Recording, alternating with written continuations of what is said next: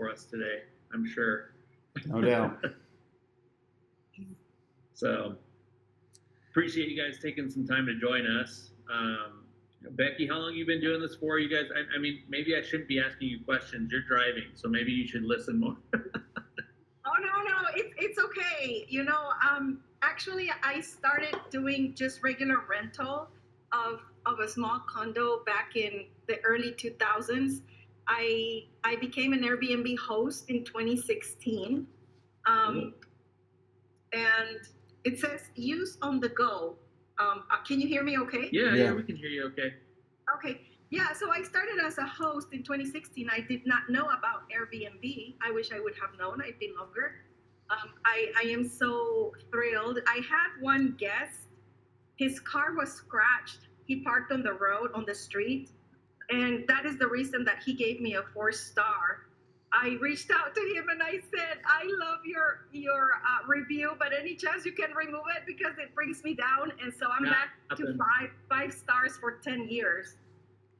With all my Airbnbs, I have only, I think I have, let's see, four homes, but I do by the room.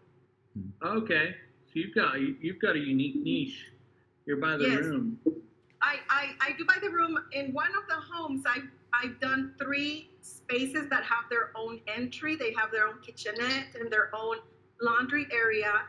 So it's the same house, and you cannot tell, that is separate suites. I call them suites. Yeah. So, all together, it's maybe like 15 spaces. And again, some spaces have their own kitchenette and their own laundry, and I love it. I do my regular job. I work for DOJ. Cool. But I am crazy about Airbnb. I talk about it. I love it.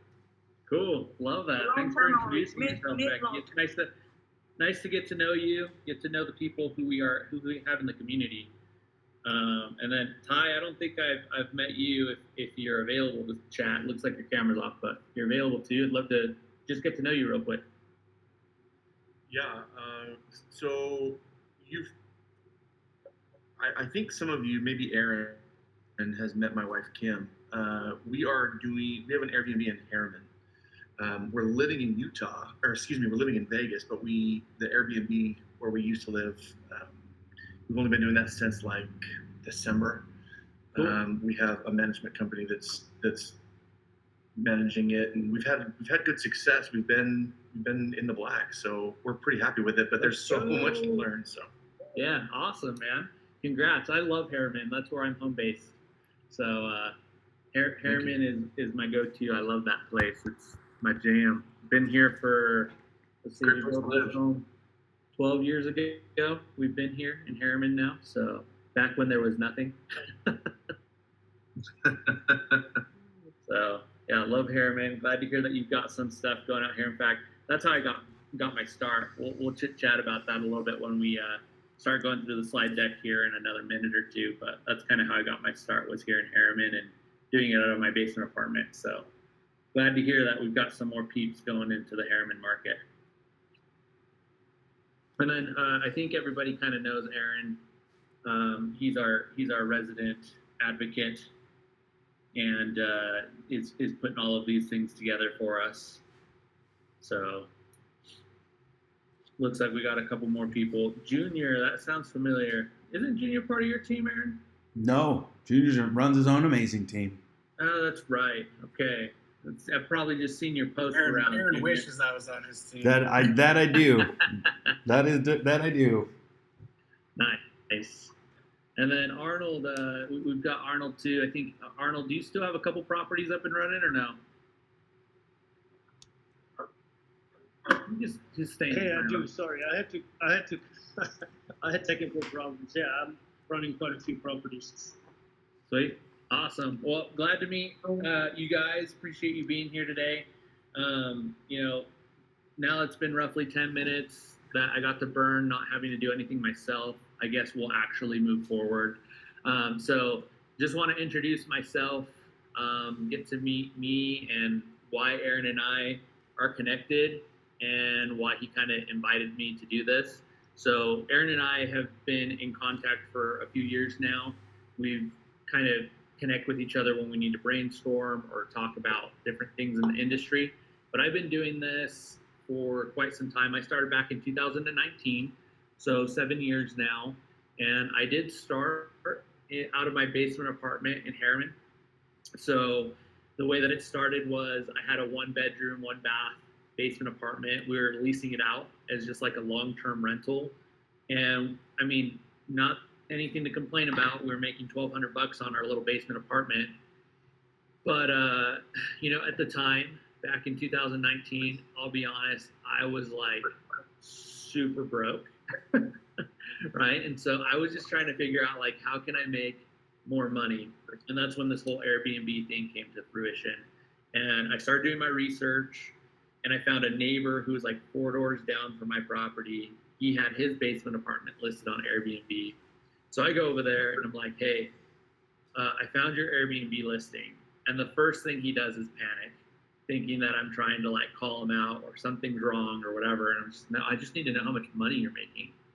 So long story short, we pivoted from a long-term rental, making about $1,200 a month in our basement apartment in Herriman. And we started listing it on Airbnb and started making right around like $2,000 to $2,200 a month. It was crazy. And so I was like, this is working, and decided that I would give this a shot. And what was wild about this whole situation is that at the very beginning of me getting started with Airbnb and STRs is that I was expecting it to be that.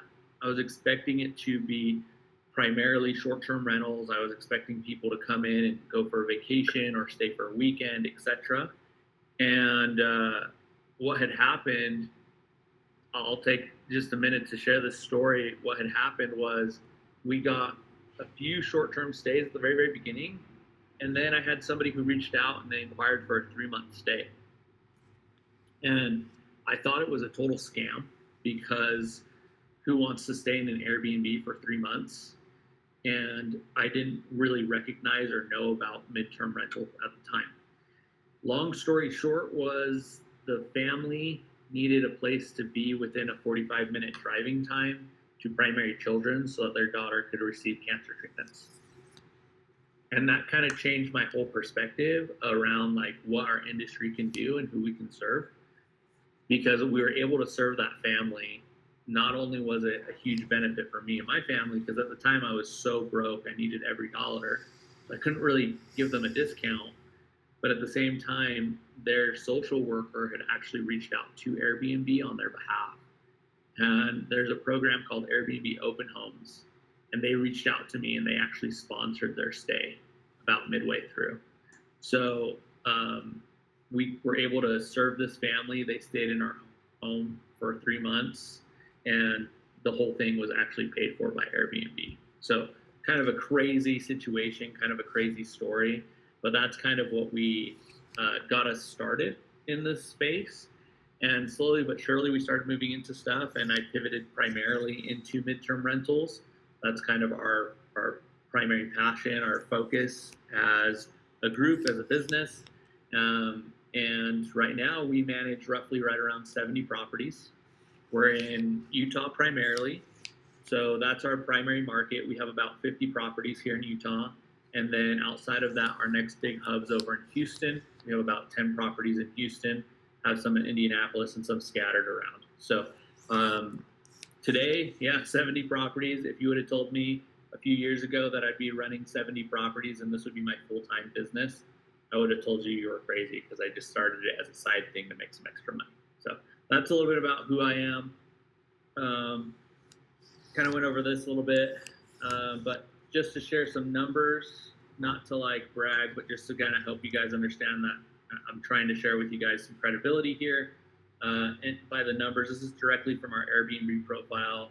In the last 365 days, we've done 2.54 million in revenue just on the platform. So outside of that, we also do other revenue. 13,650 nights booked on Airbnb last 365 days. We maintain a 92.4 5-star rating on 416 5 stars. And then our average occupancy rate is 78.9%. The cool thing about this is our average length of stay. So you'll see that it actually says 16.7 days average stay. And that's actually directly from Airbnb. And that's including all of our short-term rentals that we run in Houston, right? So you can imagine how long we're keeping our guests in place here in our midterm market. Our primary midterm market's Utah. So we do have a lot of guests who are staying 30, 60, 90, even 120 days plus at a time. And that helps us be able to kind of have a little bit less headache in our lives. So a couple things I want to go over. And then at the end, hopefully what we'll do is we'll just open it up for like a Q&A if everybody's cool with that. So hopefully my voice doesn't put you to sleep, especially you, Becky, while you're driving.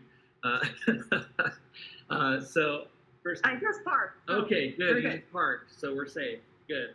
But if you guys have any like feedback or you want to hop in during my presentation, I won't take any offense at all.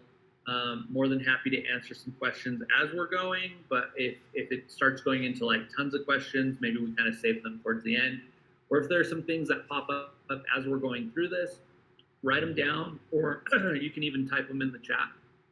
And then our excellent host, Aaron, can bring them up towards the end of our conversation here. So anything you guys want to go over or talk about, happy to do that. But the first thing is just understanding, know the game, MTR versus STR, obviously mastering your calendar. I've got a little analogy there. And then we're going to talk about pricing, optimizing your listing, protecting yourself, since 30 plus days usually go into that tenant right section, and then how to kind of build your book of business. So first thing we want to know is just kind of the pros and the cons of midterm rentals versus short-term rentals, right? And one of the key things here is just understanding that one of the big pros, especially right now, that we're seeing, and Aaron, correct me if I'm wrong, but we're seeing this a lot right now in our business, is that people are pivoting to the midterm rental market primarily because of the regulation, right? So we're seeing a lot of people stepping into this realm or wanting to learn more about it because there are a lot more regulations that are kind of in work, or it feels like there's just so many people trying to beat us down in the STR industry right now that this is a really big pro for people in our space. Once you hit 30 plus days, you're considered a long-term rental, and that means that there are less regulations in place for it.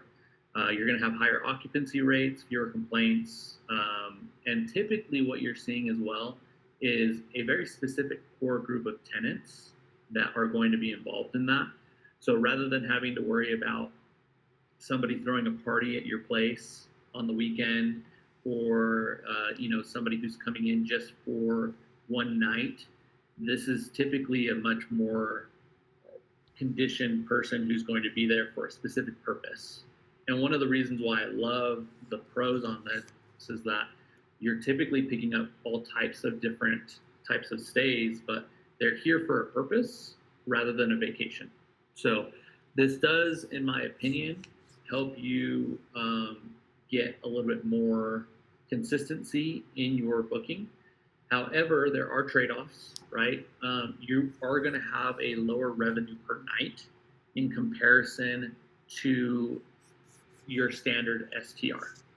So one of the things that I think a lot of people misunderstand is that they think, oh, I can just take my STR rate, my average daily rate of $200 or $250 a night, and I can just multiply that by 30, and someone's going to bite and pay me that full 30 days at STR rates. It's not going to work like that. Very rarely will you have somebody who pays full premium for a short-term rental at midterm rental time lengths, right? So something to keep in mind. Another big thing is if you're a personal user of your own property, or if you're managing for others, you're just going to have less owner use of the property. And this is a very real reality that needs to set in, because as I mentioned, I've done all kinds of different things. So I've done my own properties. I've done STR arbitrage, right? So lease arbitrage. and I do management as well. And so sometimes I'll have owners who are coming back and they're like, hey, can I come in for a weekend? Well, the truth is we're booked solid for the next 2 months, right? So there is a trade-off to that, and understanding that you can have some tenant rights that come into play with this. And then one of the other key things here is fewer cleanings. This can be a plus, but unless you're mandating something like in our business, what we do is we disclose to our guests, if you're going to book for longer than 45 days, that's kind of our threshold. Longer than 45 days, we're going to require you to have a mid-stay clean. So if they're going to go longer than that time period, we do have a requirement to have our cleaners go in and do a refresh. This gets eyes on the property, refreshes things for us. So usually there are fewer cleans, but it kind of all depends on what your risk structure is there and how you want to do it. So one of the things I get asked quite a bit is, do people really book midterm rentals on Airbnb? And the answer is a resounding yes. Okay, so we get tons of people. In fact, the majority of our business, people always ask me, like, what's your secret? How do you get all of these long-term or midterm stays? The majority of our business is actually still driven through Airbnb and the OTAs, the online travel agencies, right? So we're getting about 80% of that is still coming through our Airbnb platform. So something to keep in mind. And the reason we get that is because we've mastered our calendar. And I know that if you guys are running short-term primarily right now, everybody gets really excited when they are able to get their property booked. I mean, who doesn't get excited about having a reservation that comes in for a 3, 4, 5 night stay, and it's over the 4th of July weekend, or maybe the 24th, or we've got, what's coming up here, Labor Day. And so when these holidays are kind of cropping up and people start booking these, typically you're charging a little bit higher premium for those dates, and you get excited when somebody books that weekend, because maybe your average daily rate might be $100, $150 a night. You're able to sell it for $200 or even $250 a night for those weekends. But what we've seen is that if I like to call it muddy your calendar, right? If you muddy your calendar, making it hard to accept 30-day stays, then you're going to find that you're not going to get 30-day stays.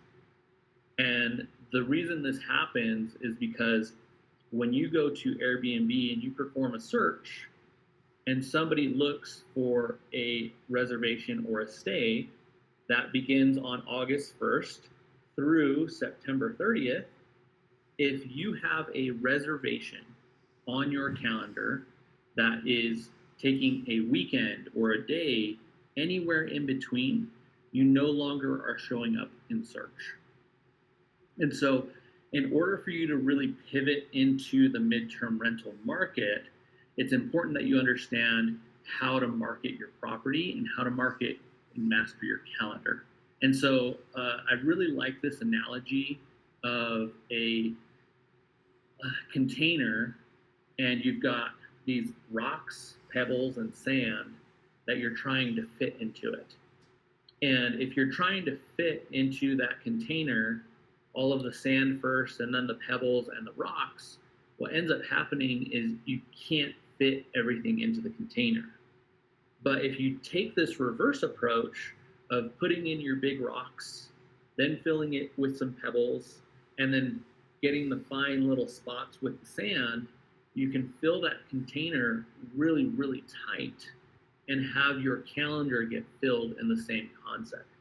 And so this concept here is rocks first, which are your 30-day stays, right? That's going to be your priority, setting a minimum stay requirement of 30 days, 28 for February. And, honestly, I'd even say maybe even having a 28-day minimum as kind of like the standard bar. And here's one of the reasons why.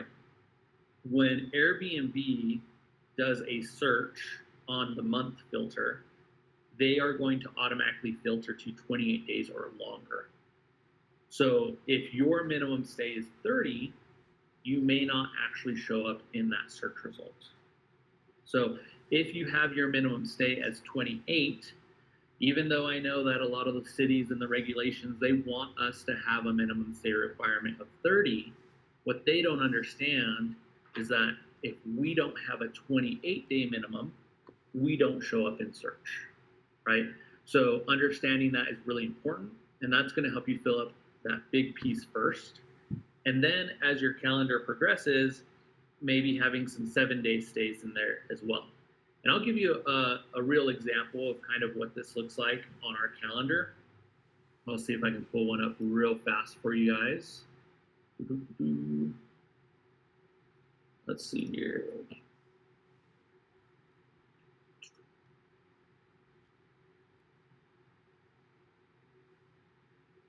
So this one's booked out here until August 1st, right? So this property, if you try to book right now, starting on August 2nd, you'll notice that I have a 5-night minimum on this calendar setting. What happens is the further I go into the future, the more aggressive my minimum stay becomes. And so let me clear this. You'll see here, if I hover over the 13th, now my minimum stay becomes 28 nights. And because it's not within my striking period, what happens is as I go further into my calendar, so here's August 16th, I have a 7-night minimum. August 2nd, I have a 5-night minimum. And about August 23rd, you'll see that it turns into a 28-day minimum.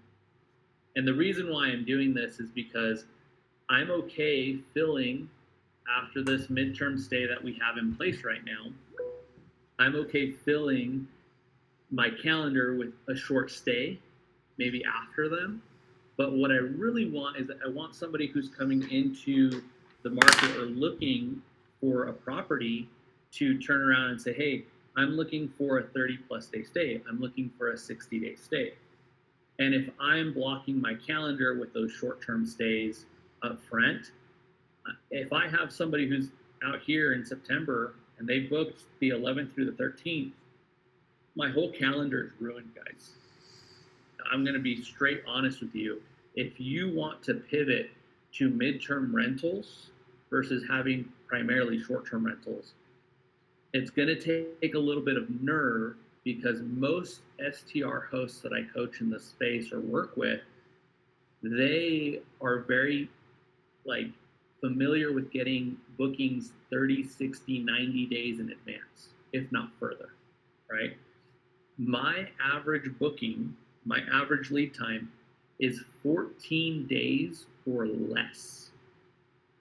So that means my calendar, in the eyes of most people, looks completely dead. It looks like I have zero business coming in the door for the next 30, 60, 90, 120 days plus. I am okay with that, because I understand that when somebody performs a search, I will show up in the search and I have much less competition in comparison to the rest of the market. And I'm spending a lot of time on this because I really want to drive this particular skill set home for you guys if you're looking to move into the midterm rental market. And what I can do is I can show you a quick search on what that looks like here on Airbnb. And if we did a search, we can say Lee has my primary market, in case anybody wants to know. That's where the majority of our properties are located. But if somebody's looking to book, let's say August 1st through the 3rd, and we put in 4 guests and 2 children. We do a search for that. There's 498 homes available in August 1st through 3rd. If I change this date from August 1st from August 1 to August 31 and search, we go from 400 plus homes to 335. And now if we change this from August 1st to September 30th, we go to 245 homes, right? The longer your length of stay, the less competition you're going to have. And I think I have this on a different slide, but I do want to show you guys this really interesting fact as well, which is going August 1st through August 31st. We'll go back to this 335 list here. But if we add just one pet, you go from 335 homes to 86, right? You eliminate a huge chunk of your competition just by becoming pet friendly, okay? So going back to this here, the whole concept is fill with 30-day stays first. As your calendar approaches with vacancy, you want to open it up for 2-night stays. You know, when we're within about a week, 7 to 10 days, I'll allow somebody to book for a 2 or 3 night minimum, right?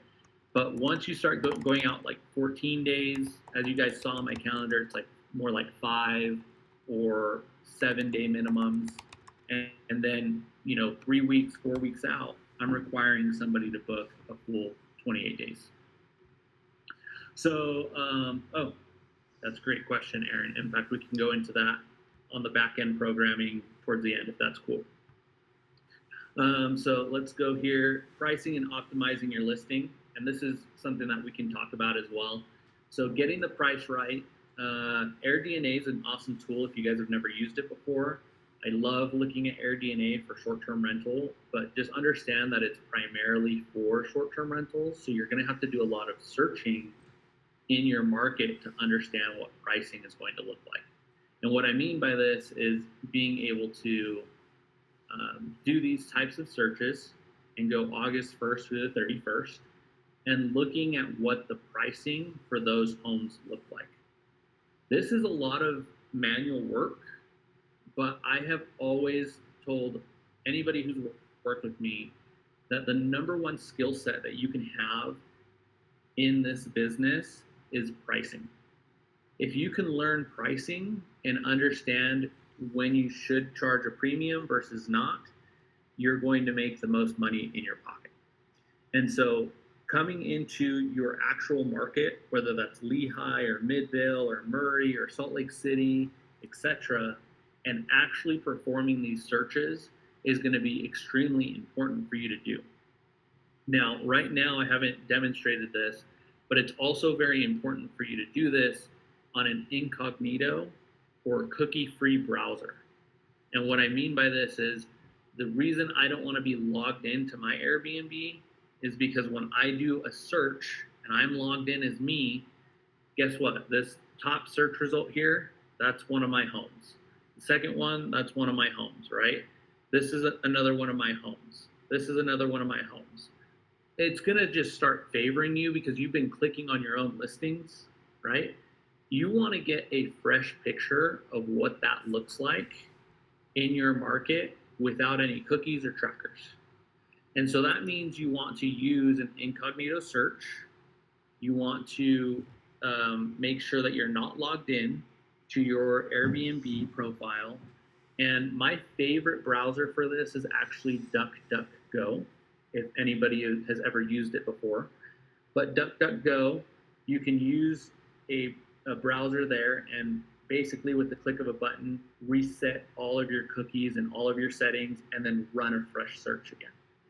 And the reason you're going to do this is because you're going to be able to learn what the pricing is looking like and what is it that Airbnb is offering to a potential tenant or guest who's looking for a property in your market.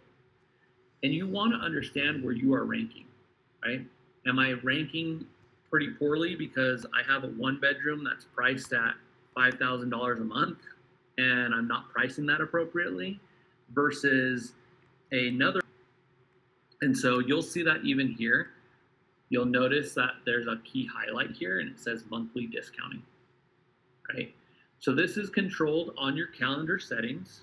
You can choose to have on there a discount percentage for your calendar or for your stay, for your length of stay. And this is important because if you want to still charge a premium for your short-term stay, you will need to have a discount for your midterm stay. And remember, I mentioned this earlier, it's very rare for somebody to pay a full short-term premium for 30 days or longer, right? It happens from time to time. I'm not saying it hasn't happened, but it is more rare for that to occur than for you to say, hey, I know that if I were to sell this short-term the entire month, I'd make $10,000, but I'm actually okay just making $5,000, right? Maybe that's what your goal is in actuality. And the whole reason you have it priced at $10,000 for the whole month is because you're trying to account for vacancy. But when you get this midterm rental, your vacancy formula, it goes away. Right? All of a sudden, I have somebody who's booked for a full solid 30 days. I don't need to sell every single day or price my property accounting for a 70% occupancy rate or an 80% occupancy rate anymore. I'm now getting 100. So I can be a little bit, I have a little bit of leeway on my pricing there. So there's also another big piece to this, that there's another section you can stack additional discounts. So on top of having a monthly discount, maybe you increase a monthly discount, you have a 15, 20, 25% discount on your monthly. There's also another section where you can add a 12-week discount on your calendar. And by doing so, you could even do maybe 30 or 35% there, something a little bit higher, so that when somebody searches for a 3-month stay, now you're becoming even more competitive, right? Something to keep in mind is that, and I get asked this a lot in regards to, hey, don't they have tenant rights, and are they going to squat, and what happens if they book on Airbnb for 30 plus days and then they don't leave, right? Guys, I understand that is a real risk.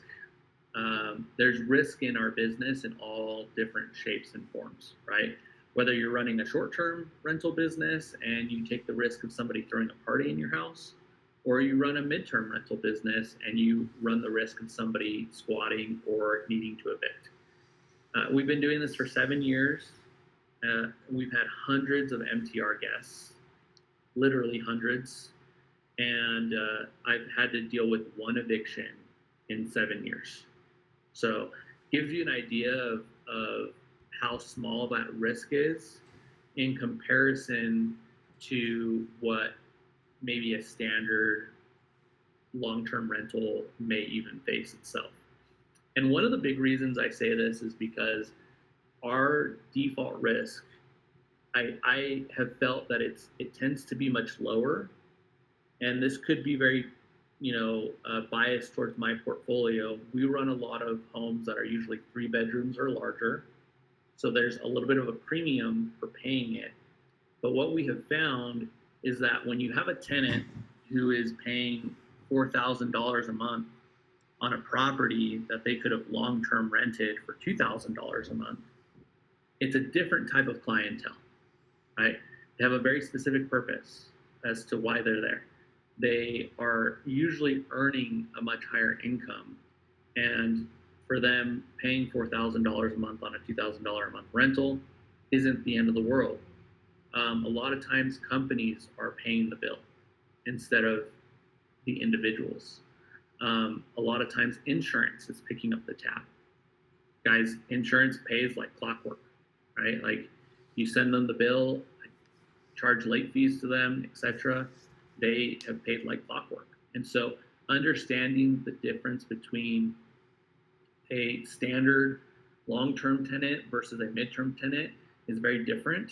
And I have personally experienced a much lower default rate with our midterm tenants in comparison to our standard long-term tenants. Now, with that being said, it doesn't mean that you should forego getting a lease signed.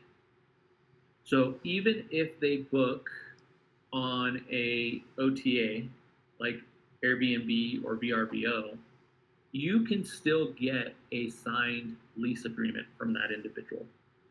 There are a couple different ways that you can approach that, and something simple goes a long way in being able to either start the eviction process or go through the eviction process And even if you don't get this, guys, I want to help you understand that even if you don't do it, it's not going to kill the deal on an OTA. And the reason why I say this is because once there's kind of a trail of history behind that tenant making payments, there's an implied tenancy here in the state of Utah that you can use, and you're still going to have to go through the whole legal process to get them evicted if that's the case.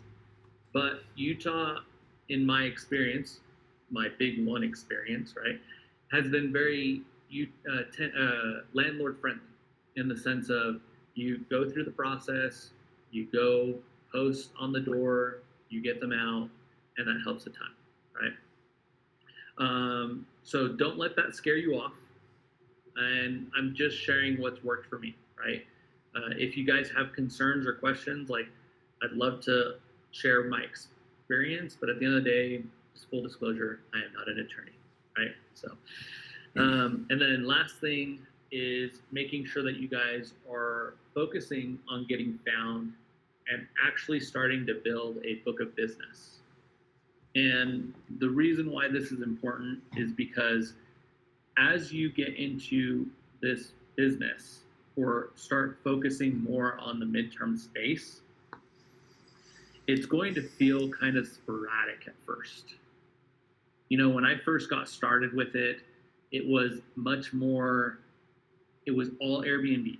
That was the only platform that I was on Airbnb. I didn't even do VRBO. I didn't do anything else outside of that, like Zillow or Furnished Finder, any other listing platform. It was all Airbnb. That's all I did. And what I discovered was that over time, I'd get these Airbnb bookings and these contacts. And the number one mistake that I see people make with their book of business that is created through Airbnb is they don't pick up the phone, right? Everybody wants to send a message. Everybody wants to chat on the messages. That's okay. I get that, right? But if you want to build a real relationship with somebody, you call them. And I can promise you that starting to pick up the phone for your guests will make a massive impact in your business, because you don't know who's renting that space all the time. It may say something like John, and in actuality, who's staying in it are his framers who are here for a job for the next 60 days, and he booked it on their behalf. And by taking the time to pick up the phone, call John and say, "Hey, John, it's Eric. I'm your Airbnb host. Just wanted to introduce myself, get to know you a little bit better, make sure that we're taking care of you. We noticed that you're staying with us for the next 2 months. Well, I know that we've kind of messaged about this a little bit, but tell me more about your project." Right? All of a sudden, I'm creating some dialogue between me and this guest. And guess what? I've had situations where I've picked up the phone and that one midterm rental stay became 4 or 5. And this hasn't happened just once. It's happened multiple times where I've been able to make that phone call and say, "Hey, John, tell me more about your project." And John says, "Oh, hey, we're here working on the Home Depot that's being built. Oh, hey, we're here working on the data center that's being finished." Great. This sounds awesome. Love hearing about your project. John, do you manage all of the bookings for the team? Are you in need of more housing for your company? Sometimes they say no, but when they say yes, guys, you just hit a home run, right? You just started building a direct relationship with somebody rather than a relationship through Airbnb. And we're able to take that relationship and say, yeah, we're actually going to house, I've had this happen multiple times, guys, not just once. We've had it happen multiple times. Yeah, I actually need to house like 30 guys. Great. Let me take a look at what we have in the area and what we can help with, and I'll send you over some pricing on different options. Does that sound like a plan? 100%. Here's my email. Now I just got their email, we're starting to look for other housing options, and we're building a relationship with them, right? I have had people call me that have stayed with us who have asked me, hey, do you happen to have anything in Dallas? Do you happen to have anything in Florida? Hey, we're heading to California next month. Do you do any management in California? And, you know, sometimes it works out where I can get them connected with somebody through my network, right? So this is an awesome way for you to actually build a book of business rather than just relying on the OTAs. And that's where kind of my 80-20 split still comes to this day. We still get the majority of our business through Airbnb, like we talked about with that calendar management, but we get a good piece of our business is coming through direct relationships. I'll give you an example of this. Edge Homes, which is a very popular / known home builder here in Utah, right? They also have had lots of problems. We all know it, just like any production builder. They booked a property with me probably about, 4 or 5 years ago. And it just so happens that the person who booked that was the VP of operations for Edge Homes. I did this exact concept. I gave him a call. He explained what was going on and why they had to lease the home. They were having some settlement issues at a property. They then relocated that client of theirs into temporary housing, which was one of our properties, for 3 months. Because I was able to have that relationship directly with Spencer, now he knew who I was and what I did, and we are now their preferred vendor. So anytime they have issues, they send their clients directly to us to see if we can house them first. And one of the big reasons they do that is because they know that they can trust us and that we'll take care of their clients. I have closed over the years, I kid you not, probably 30 contracts with Edge Homes, equating to well over $100,000 worth of revenue, all off of picking up the phone, right? So it's important that you do this, guys. It's important that you start building that book of business. And don't be scared to list on multiple areas, Airbnb, Zillow, Rentler, Facebook groups, and, you know, take the time to build your book of business and then network. I love opportunities like this where we can come together as a community, because I've gotten to know some people in our community like Aaron, like Arnold, who we have really good relationships. And not only do we support each other and, hey, I've got this weird thing that we need to brainstorm, or have you experienced something like this, or let me shoot them a text for something real quick. But on top of that, I've taken business to these guys, and in exchange, they've brought business to me. There's going to be a point in time in your business where you're going to have this amazing lead because you did pick up the phone, and John is going to say, I need to house 30 people, and you can't house all 30 people. But guess what? If you make that happen for John, even if it's through Aaron or Arnold or Becky or Joe or Junior or whoever, all of a sudden, you're going to solidify that as you are the go-to person. And now you're going to benefit somebody else in our community. And people who take care of people get taken care of. I've experienced it myself. I put people first, and then the money follows. And so by putting people first, I promise you're going to get more benefits that way. You're going to take care of them, and in exchange, they'll take care of you. So those are some of the things that I really wanted to go over. I know we're kind of coming towards the last 10 minutes of the slide deck here. So just, again, your MTR playbook, kind of going back through the 5 things that we discussed today.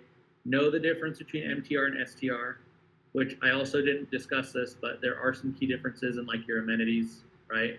And then mastering your calendar. That's a really, really big one. I hope I was able to drive that home for you guys today. Pricing and optimization. I really hope you guys were able to see some of the different things on pricing. And I really do think the number one skill you can have is pricing. Number two is going to be this whole networking thing, right? But if you learn how to price correctly, your place will fill. Protecting yourself, getting those lease tenant rights and all that kind of stuff taken care of, and then build your book of business. So questions, let's go through them. Hopefully you guys have some questions for me. I think I saw some in the chat.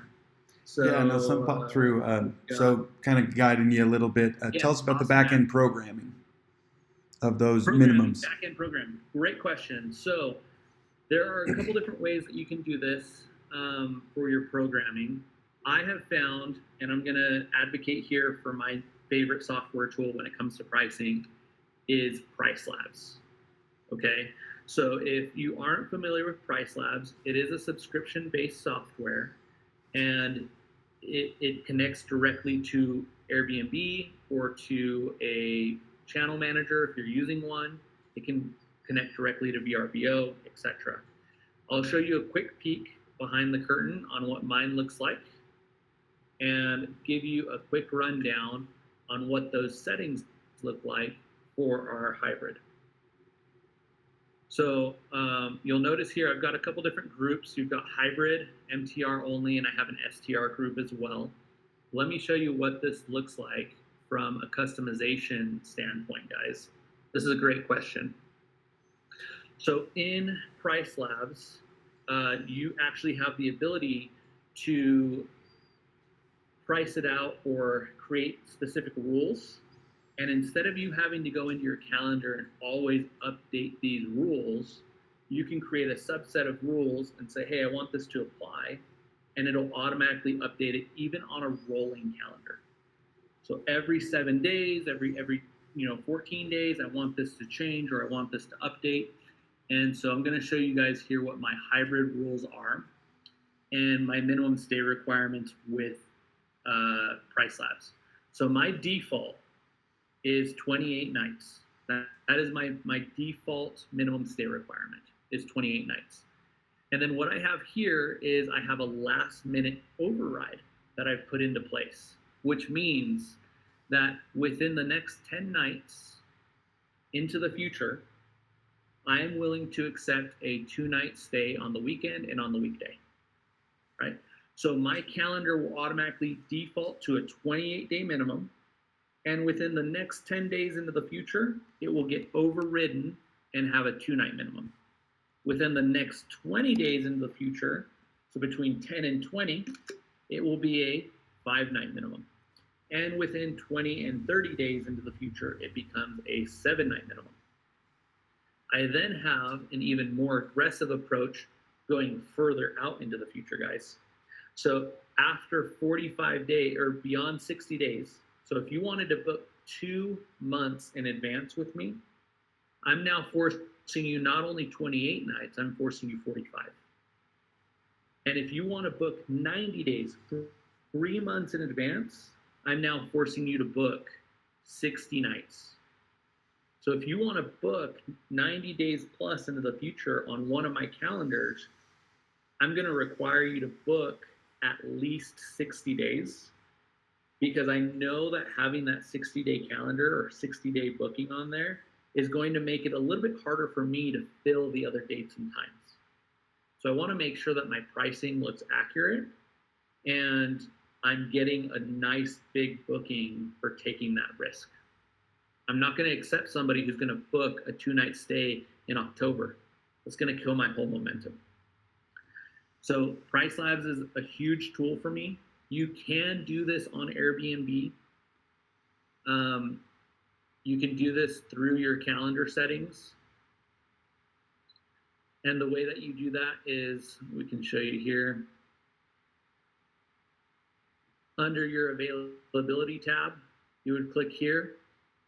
And you can change your minimum night requirements, maximum nights, and changes. And it doesn't show this here because I use a property management software, so it overrides all my settings on Airbnb. These are locked for me now. But if you're using just Airbnb, this is where you're going to find this ability to customize your minimum stay requirements. the key difference between something like Price Labs and Airbnb is that Price Labs understands this rule or this logic of, hey, within the next 10 days, change my settings. Whereas with Airbnb, you're using static dates. So I used to go in, and when I was back in the day doing everything on Airbnb, I'd say, hey, from the 5th to the 15th, I just want 2 nights. And I used to do it all by hand. But now Price Labs does that for me. And if I may, Mr. Erick. Yeah, Becky. Sorry for interrupting. I just wanted to share with whoever wants to do the longer term. And as you share, well, I'm going to require 30 days or I'm going to require 60 days, just for your information, the guest, the one that wants to book, they can see that. They're able to see this place is requiring you to book for 30 days, or this place is requiring you to book for 60 days. That's how the guest knows. They will be able 100%. to, that shows up to them whenever you have that requirement, just, whoever has not had that. Perfect. Thank you for clarifying, Becky. That's exactly right. Joe, you asked how much Price Labs is. If you're doing like one listing, I think it's $29.99 a month. I promise you it's like the best $20-$30 you'll ever spend. There is a learning curve to it, but it will save you so much time on the back end. One of the things that I've learned from being scrappy at the very beginning and getting started to where I am now as, running 70 listings is that I wish I would have taken the time to enable more software faster across multiple things, from operations to calendar management, etc. But Price Labs has been one of the best things that I have ever paid for. And we pay Price Labs to this day. Now we spend like $700 a month on Price Labs, because once you start scaling, your cost per listing begins to go down. And I gladly pay that every single month. I'm like, yeah, please take my money. So question. One listing considered per platform. So Airbnb's one. Nope. And then It's per listing with Price Labs. Mm-hmm. Does that tie You'll be able to connect it to both VRBO and Airbnb if you have both. Okay. Does it tie into Booking.com or Furnished Finder? It does not to Furnished Finder. Furnished Finder is kind of a static price and more of a lead generation tool. And then Booking.com, I'll be honest with you, that is the one area I have not really ventured into. So I don't have tons of experience on Booking.com. I can comment, though, that it's the same as the other ones. That basically Price Lab sets your pricing and your metrics, and then it pushes to the associated platform that has dynamic pricing, like Furnish Finder being one of those that doesn't really have dynamic pricing, thus it doesn't pull. And Joe, you did have a follow-up question asking what PMS I'm using. I personally use Hospitable. And so I have my Hospitable is linked to Price Labs. And so Price Labs pushes all of the prices to Hospitable, and then Hospitable pushes it to my other platforms. Okay. So that's kind of how that operates there. And then we'll hop in with this last question here. Junior had his, and then we're kind of at the time here, but having 3 to 5 night minimums a few weeks out, even in markets where 30-day is heavily regulated, do you see regulators catching that and cracking down? Great question, Junior. So what we have found, and this is what I call a hybrid approach, right, is running 30-day first, STR second. And so even in markets where we have that heavy regulation, we have found that our properties run under the radar a lot more than other STR style properties. And the reason being is because if you truly are focusing on this business model, I mean, we've got one of my calendars pulled up now, right? So you can see here we have Stephanie who's here for 90 nights. Right before Stephanie, we had Jesse who stayed for 38 nights. And then here we go. Here's a short-term stay, right? So 3 nights for this guest. And prior to that, we had somebody who stayed 20. So what happens is you get these people who kind of end up checking in. They stay 20 nights. Neighbors kind of notice them. Maybe they saw that somebody changed or a car changed. They stay there for 20 nights. There's some consistency. Neighbors don't really get too worried or concerned with consistency. They check out. We open up our calendar for short-term stays. This guy stays for 3 nights. Neighbors probably didn't even notice him. And then we had Jesse, who came in and spent 38 nights with us, right? And then right after Jesse, we had Stephanie, who's staying for 90. And so by doing this, where we're minimizing our exposure on the short-term piece, what we're seeing is that neighbors have much lower complaint levels in comparison to the properties where we do have a couple, right, guys, that we're running short-term heavy. And that's a risk that our owner chose to take and wants to take. And so some of those properties we have a little bit more complaints on, or we'll have somebody who's like, we have a neighbor who's a little bit more nosy and they reach out to me and they contact me more often. But we have seen that regulators are not cracking down on us as much as our competitors per se. So I hope that helps, Junior.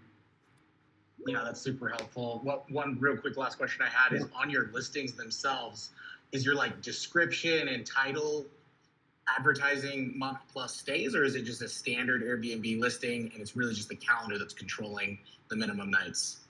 It's usually the calendar that's controlling it for the most part. However, we do like to do this where in our like headings, I'll give you another example here. For one, we'll do something like this: extended stay discount, right? And so like in my heading here, it says extended stay discount, pets or garage, pets welcome, right? These are things that our midterm rental guests are usually looking for more often than a short-term rental guest. And so we might show up in a short-term search result for somebody who maybe is looking for a 3-night or 4-night stay because they're just browsing Airbnb, but they're actually intending to book for 30 plus. They're intending to book for 60, 90 days. And so then they reach out and they say, hey, we noticed that you have a discount for 30 days. What's that look like? And so we can have that conversation. To give you a quick rundown on our descriptions, we are much more descriptive than most people. And so you can kind of see this is our listing description, and it is almost over the top. Most people, when they see this, they feel almost overwhelmed. I get lots of negative feedback from hosts on how big my description is, and that we have all of our policies and procedures here: parking, snow, air conditioning, extended stay policies here, right? Pet policies are here: smoking, vaping, drug use, damage, security, party. You get the point.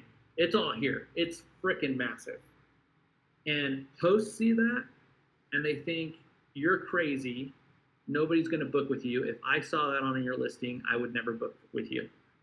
Well, here's the joke. I promise you I'm doing more business than most of those people. We do not experience any downturn in our business for being disclosers and having thorough documentation on our listings. So I would say take the time, build out your listing, be very thorough on it, and invite people to open up that question with you about extended stays. Can I ask another question of you? Yeah, go for it, Joe. And Aaron, I want to be respectful of your time. I know that you kind of put this together. This is great. I mean, people are asking. Go ahead. I've got about another 10 minutes, about 12, 15, if everybody's cool with that. But I'm more than happy to keep building questions for a bit. Yeah, I've looked into Hospitable and Price Labs both. I don't quite get the difference. If Price Labs is making all the calendar for me, what's the PMS for? What's the Hospitable do? Great question. So the PMS for Hospitable does a couple other key things that you can do, such as guest automations. There's been some tools and some updates to Airbnb that have made it a bit more competitive in doing this. So, rewind even a year ago, Airbnb did not have triggered messages. So you couldn't send a message at check-in, right? You had to manually do that. Airbnb's updated some of those things, so it's made it a little bit less valuable through something like Hospitable. But Hospitable is designed around multiple different types of things. You can do a lot of your channel management there. You can do your calendar management there. I can update all platforms at the same time. So if I make a change on Hospitable, it's going to push it to Airbnb, VRBO, etc. And I'm also going to get, personally, my favorite thing about it is the guest messaging, which I can have a lot of different templates and I can have a lot of different triggers for it, along with specific rules. I have my thermostats linked up to Hospitable. I have my smart locks linked up to Hospitable.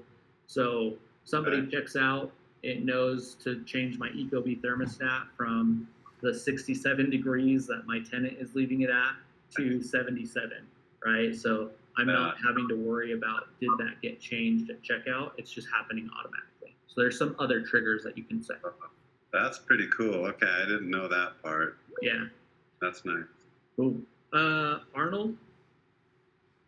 Hey, Eric, I'll just jump in quick. First of all, thank you very much. I'll give some value, then I'll ask you a question. Regarding finding you talked about building connections. One of the things that I recently learned from Jesse Vasquez and Rob Abasolo is you can call your local city planning department and ask them what projects or what companies are moving into town. And then from there, you can figure out which placement agency is working with that company, and then just make the calls, right? Dial for dollars and see if you can make connections, similar to your edge connection. So I haven't applied it, but I thought it would be something that the group would benefit from. My question is with regards to Hospitable. I also have Hospitable and Price Lab, so I'm on the right track, it sounds like. Do you still just use the direct booking website for Hospitable, or do you pay for one of those, I guess, better curated websites? What's been your experience with that? Great question. So we do have a direct booking website, and what we did is I did hire a company called Boostly to help us design it. This is before the advent of AI, so sometimes I wonder whether or not it would be better to do something like that. But we self-host, and we have a website where somebody can come in, they can look at our website, yada, yada. But what the power between your website and Hospitable, the key difference is when you look at the listings here. So when I come in and I'm looking at one of these listings here, this booking engine is going to be built from Hospitable. So here's this property that we're looking at in Slade, Kentucky, and this widget ties in directly into Hospitable. So now when somebody goes in here and they go to book through here, it's fetching all of that data and is connected directly to our Hospitable. And so then that's how it's getting these price details, how it's getting the nightly rate, the cleaning fee. And then this service fee is what is being charged by Hospitable. Now, that's if you choose to do what's called direct premium. They have different services. We choose to pay for direct premium. It's a little bit of this service charge, but similar to Airbnb, there's some protections that can come with it. They go through a screening, etc. I'm a big fan of the direct booking platform and tools that are used through Hospitable, but this is primarily your big thing. You can build your website however you want it to look. And in fact, if it's really cool, I'm going to show you this. So that's my website, right? So they can book direct through Hospitable? Sorry, one more time, Joe? They can book direct through Hospitable? They can. So what this website is the AirBnFree.com. That's my domain. I own it. And what I did is I created a widget that connects directly to Hospitable. And so if they hit request to book here, now it's going to start that booking process. They provide their details, it gets sent over, and they can actually book directly with us, right? So this is, see how it changed the booking page here to booking.hospitable.com? Yeah, So this is a service that's being provided through Hospitable, but I'm taking that service and adding it to my direct booking website. And what I can show you here is in Hospitable, you do have the ability, like I have some of these other properties, where we have just a direct booking website for them, and you can create like templates and have just a property specific site. So this is beach.ridge.directstays.com. A little bit more wordy, right? But it's a free hosted version from Hospitable. You can use their templates. And what this owner did is they built a specific page specifically for their property. And this is the only thing that you see when you try to book here, right? So instead of having, my AirBnFree, which has 70 properties on there, you can have something that is specific to a specific property and say, okay, here's our Asheville, North Carolina property, and you want to come book it, here's a way for you to book direct. So Hospitable offers these tools, something that's super helpful. Hopefully that helps you, Arnold, in terms of that question. Yes, thank you. Yeah. Any other last minute questions? Anybody want to fire one off before we call it wraps here? Yeah, because I've been looking at building my own direct booking website, but if Hospitable, I don't know how. Is there a way to extract scrape the Airbnb website to transfer all your stuff over? Is it a Hospitable whole new actually setup? has a really easy one that's what they do. Yep. Yeah. Oh, So it'll like once you integrate with Airbnb, it'll pull in all of that data for you. Oh, cool. Yeah. So you. yeah, from the perspective of like what does a property look like, right? These are my properties on Hospitable, and so if I click on one, I can see here's my lead listing, here's my VRBO listing, and it pulls in all of those details. Essentials, arrival, location, amenities. You can add your pictures. You can change your availability, your calendar. And this is something that I was talking about earlier, this guest experience portion.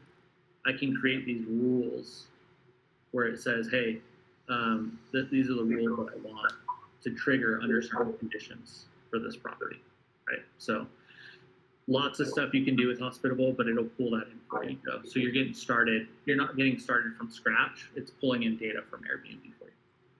That's cool. Thanks for the info. So that, do they charge, if it goes through Hospitable, do they charge percentage of booking, or is it just a monthly fee? You'd actually have to look at Hospitable's current pricing. And the reason why I say that is because I'm part of their legacy pricing now. I used to I've had Hospitable for a while. And so I have legacy pricing. And I should put this out there for anybody who's still here. The reason why I like Hospitable the most, I'm still fairly certain that this is the case. They don't charge on a per active listing guideline. They charge you based on how many checkouts you had. So if your property doesn't experience a checkout for the month, they do not charge you for that property for the month. So as an MTR host, right, if I were to go to Guesty or Lodgify or HostAway or anyone else, they're going to charge me per listing that I have on the platform. In comparison, Hospitable is charging me on a per checkout or active listing. So if I have somebody who stays for 4 months, I got 3 months worth of software services from Hospitable for that property for free. And then month 4, they charge me. I might have to verify. I did a showing with them 2 months ago, and that wasn't presented. So it wasn't? Okay. You might be lucky, but I didn't ask the question either, so I don't know. Ask the question if anybody's looking into getting into Hospitable. I know that they've changed their pricing quite a bit since, like I said, I'm a legacy user. I've been with Hospitable almost since the OG days when they first got started. So yeah, they've changed a lot over the years, and my personal opinion, for the better. So, if anybody wants to book a coaching session, I've got that up on the screen. You know, my coaching sessions, if you want to do like a full in-depth 1 hour coaching session, you know, obviously I charge for those. However, if you just have like some questions or something, like I'm pretty active on Facebook, feel free to ping me in our community or shoot me a direct message. I'll try to help out as best I can. I'll be honest, like running 70 plus properties, I stayed pretty busy. And so trying to set aside time is always important for me, but I'd love to do any coaching if anybody wants to. Hopefully I can give you an edge or a leg up instead of having to start from scratch. So hopefully you guys got some value out of today, and I'll turn it back over to Aaron and let him close it out. Okay, thanks everybody. Sorry for what it is. Feel free to reach out to Eric with other questions, and thanks so much, everybody. Yeah, thanks for your time. You might want to